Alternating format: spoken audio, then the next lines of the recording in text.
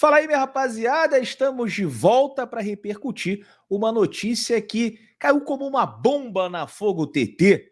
Júnior Santos, ele mesmo, está com seu retorno encaminhado para o glorioso Botafogo de Futebol e Regatas. E a pergunta que não quer calar é: por que Júnior Santos?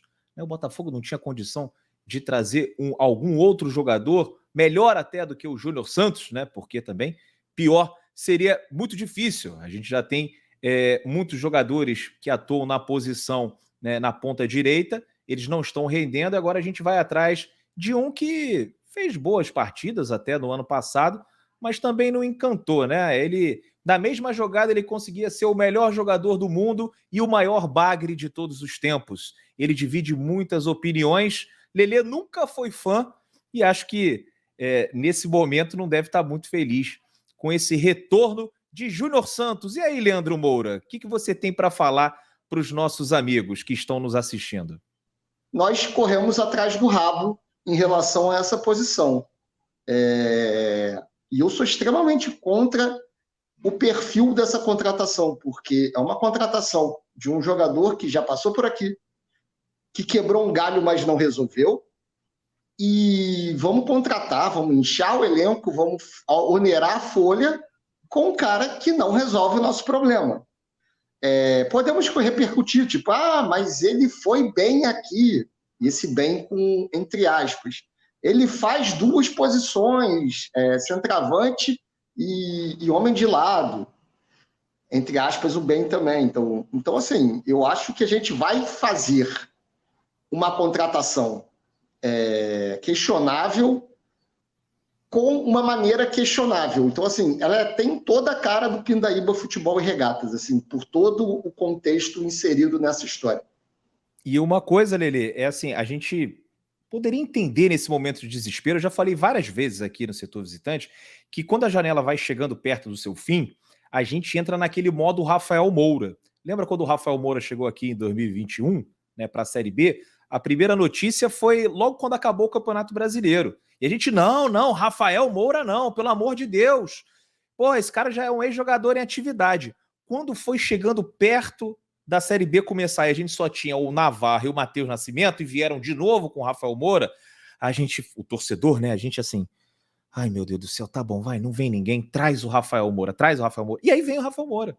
E não joga absolutamente nada. Foi mais de 20 partidas, um gol, uma participação aqui no Botafogo para esquecer. E eu acho que com o Júnior Santos é mais ou menos por aí. Se a gente pudesse voltar no passado, né, e a gente soubesse que o Botafogo não ia contratar ninguém, que ia estar passando por problemas financeiros, eu até falaria, não, fica aí com o Júnior Santos.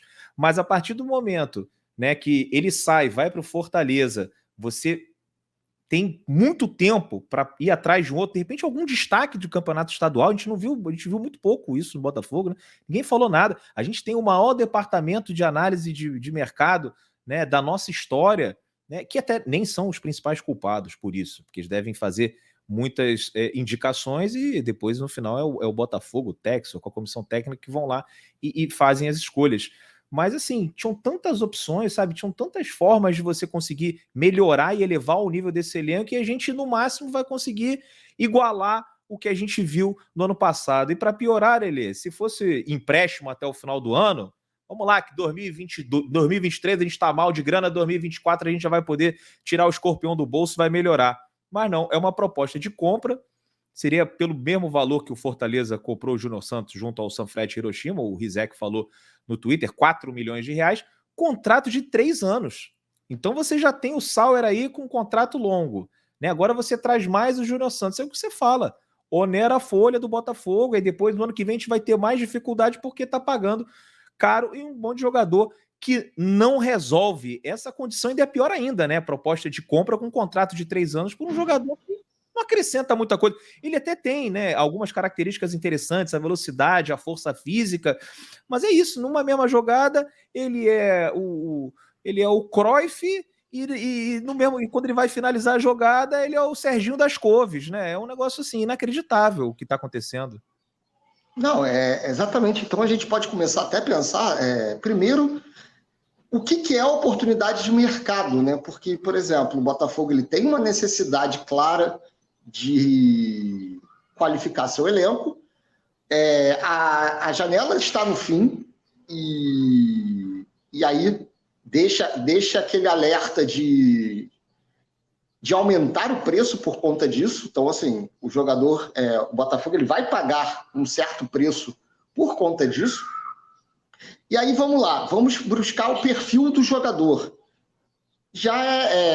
Ele já é enturmado, ele já conhece o estilo de jogo do Castro, já esteve aqui na temporada passada, mas oportunidade de mercado. A gente vai contratar um jogador que não resolve a nossa necessidade. É um jogador que tem características interessantes, como a força e a velocidade, mas de longe, talvez seja o menos habilidoso de todos que a gente já tem aqui, mas não foi o que melhor entregou no ano passado. Eu acho que a gente podia buscar um perfil diferente de jogador. Como você falou, jogadores que foram bem estaduais, talvez jogadores mais jovens com potencial de melhora, né? Então, por que não um jogador com o perfil do Carlos Alberto, que é jovem, forte, rápido, 20 anos? Não vejo muita diferença não, hein, Lelê? Não vejo muita diferença aí que o Carlos Alberto pode trazer pra gente. Não, né? É mais jovem, né? eu tô falando perfil, por exemplo. O Botafogo não ia conseguir pegar um titular de uma Série A. Buscou um perfil de potencial que vem agregando ao elenco. A gente vai no Júnior Santos fazer um contrato de 3 anos. Júnior Santos já com seus 27... 29, acho que 28, 29. 28, 29 anos. Sem potencial de revenda. 28. Sem potencial de revenda, sem potencial de resolver problemas dentro de campo. E aí, vamos lá, 3 anos de contrato.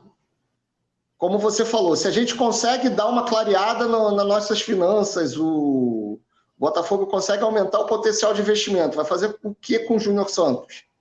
Emprestar para reforçar outro time, porque ele não vai ter potencial de revenda. Por exemplo, aí você volta no perfil de jogador jovem. Você pega um jogador jovem, você de repente empresta para um outro time e ele no outro time se destaca e você vende de lá mesmo. O Júnior Santos não faz esse perfil de negócio. Então, eu acho que a gente está... Então, o Palmeiras fez, né? O Palmeiras fez com o Arthur, foi pro Bahia, se destacou no Bahia e depois o Bragantino comprou. Agora o Palmeiras está recomprando, é outra coisa. Mas é isso, era um jogador jovem que você tinha no teu elenco, você emprestou para outro clube, se destacou e depois acabou ganhando dinheiro, Lelê. Eu fico tentando entender por que Júnior Santos, né? E a única explicação que me vem à cabeça foi até o que o Medina disse ontem, sem saber dessa contratação, porque o Mazuco tinha falado em 1 ou 2 reforços até o fim dessa janela, né? E aí eu perguntei para o Medina, o que você traria? Ele falou, cara, apesar dos problemas que a gente tem, a ponta esquerda dá até para a gente rezar e torcer para alguém ali por aquele lado dar certo. Pode ser o Luiz Henrique, pode ser o Vitor Sá, né, alguém ali que pelo menos não comprometa, que seja um ponta nota 6. A gente precisava mesmo era de um ponta direita, que foi o que ele falou, e um jogador que fizesse ao mesmo tempo essa posição de 9 e jogasse pelo lado de campo. E ele acertou mesmo sem saber, né, porque acho que o Júnior Santos se encaixa nisso, e é um indício também que ele vai ser o reserva do Tiquinho, que a gente vai com Júnior Santos, Tiquinho e Matheus Nascimento. Então, quando você analisa essa contratação, você tem que analisar ele pela direita, que você já está dizendo que ele não resolve, e ele jogando como 9, Lelê, ainda foi pior, né? Assim, para ser o reserva do Tiquinho, tá muito abaixo, né, do que a gente imaginava. Não, cara, e aí você você veio com mais um argumento que vai acrescentar o que eu estava falando, tipo, então você vem com uma necessidade de que é um jogador que faz 2 funções, mas na verdade é um jogador que não resolve nenhuma função nem a outra. Um jogador que não estava servindo para o Fortaleza, que eu acredito que seja a mesma prateleira que a nossa.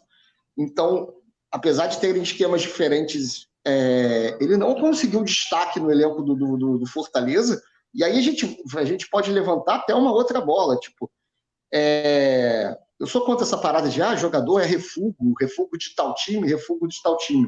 O cara pode não ter espaço em um time, mas pode ter espaço em outro elenco. Mas por que não reservas de elencos mais qualificados? Reservas que não estão tendo espaço em seus elencos mais qualificados. Elenco do Palmeiras, elenco do Atlético Mineiro, um reserva jovem do Corinthians. E aí você faz um outro modelo de negócio, com passe fixado, com opção de cláusulas de gatilho de obrigação de compra. Só que o Júnior Santos não faz sentido em nenhuma dessas alternativas. Então, eu acho que a gente pode também repercutir sobre departamento de scout, mas é uma questão de decisão. E essa decisão, na minha opinião, ela é muito feita mais pelos antigos amadores, né, pelos gestores amadores da época do Botafogo de Futebol e Regatas Associativo, do que uma direção executiva profissional. Porque a gente já listou um monte de contra. Os prós são só que ele faz 2 funções. Então, olha quanto tipo de questões que a gente vai ter que levantar depois, porque, novamente, eu sou tranquilo de falar. Se o Júnior Santos for o artilheiro do Campeonato Brasileiro e fizer o gol do título da Copa Sul-Americana e da Copa do Brasil, e for artilheiro de todas as competições, eu não tenho problema nenhum de voltar aqui e falar, cara, eu me enganei, ele calou a minha boca, mas eu acho muito difícil disso acontecer, com todo o respeito que o atleta merece. Pois acho que é você igualar a temporada medíocre que a gente teve no ano passado, né? Medíocre, eu digo assim, que assim, não é nem tão boa, nem tão ruim, é um negócio ali que tá naquele, né, aquele meio água de salsicha, Lelê, que foi o ano de 2023, para o que a gente tinha nos anos anteriores, uma melhora. Só que o John Textor, né, com as suas palavras, deu a entender que a gente conseguiria subir a régua, né, que a gente teria um time para brigar por uma vaga direta numa Libertadores, e acredito que, né, com esse reforço, ou a falta de reforço, fique mais difícil. Mas ainda tem o Rojas para vir, né? Depois o Botafogo fez uma outra proposta que, enfim, esticou um pouquinho a corda, segundo o nosso amigo Fred Uber, do GE, né? E agora está aguardando a resposta dos representantes do atleta paraguaio. Já seria um bom upgrade aí para o Botafogo. Agora, uma coisa que todo mundo vem se perguntando é isso, né? A gente lembra dessa matéria aqui do Lance, né? Com o SAF, o Botafogo chega à maior equipe de scout e análise de mercado de sua história, né? E vejo muita gente batendo nos nossos analistas, né? No Alessandro Brito, Rafael Rezende, toda essa galera que é muito capacitada. O Alessandro Brito, inclusive, esteve envolvido na montagem do Atlético Mineiro campeão brasileiro de 2021. Mas, assim, não são eles que contratam, né, Lelê? Eles fazem as indicações e aí fica a cargo do Textor, do Tairo, do Mazuco, da comissão técnica. A gente tem, por exemplo, um caso que ficou bem explícito isso, que foi o do Di Plácido. A gente foi atrás daquele uruguaio do Mallorca, que jogava no Peñarol, não conseguimos. Fomos atrás do cara do Anderlecht, o Panamenho, também não conseguimos. Sabe-se lá mais quantos o Botafogo tentou. E acabou pegando aí a terceira, quarta, quinta, sexta opção, que foi o Di Plácido. Como é que você vê esse departamento de análise de mercado trabalhando com, assim, acho que assim, para mim, se você tem um puta departamento desse, você tem que ter o mínimo para conseguir investir, né, e na compra de atletas. A gente não tem, aí o Texor fica tentando pegar todo mundo de graça, e aí a culpa acaba caindo em cima desse departamento de análise de mercado, Lelê. Cara, na verdade, a gente tem que começar a entender também qual é a função do departamento de scout. O departamento de scout não é tomador de decisão. Isso é a primeira questão que precisa ficar bem clara. O departamento de scout, ele serve como ferramenta para diminuir erros e aumentar a eficácia do processo de contratação. Esse é o primeiro ponto. O segundo ponto o Botafogo ele pode ter a sua maior equipe da história do clube. Só que essa equipe ela precisa de tempo para trabalhar. O que é tempo de trabalhar? tempo para levantar nomes, tempo para definir metodologia, tempo para encaixar essa metodologia e começar a acertar mais os alvos, se tornar mais eficaz.